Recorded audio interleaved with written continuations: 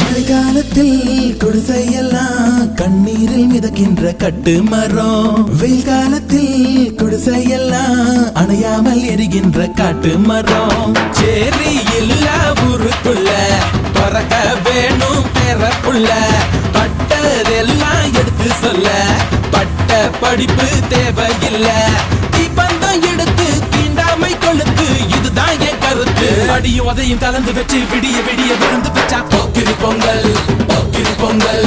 இடுப்பு எலும்ப ஒடிச்சு வச்சு அடுப்பில்லாம எரிய வச்சா போக்கிரி பொங்கல்,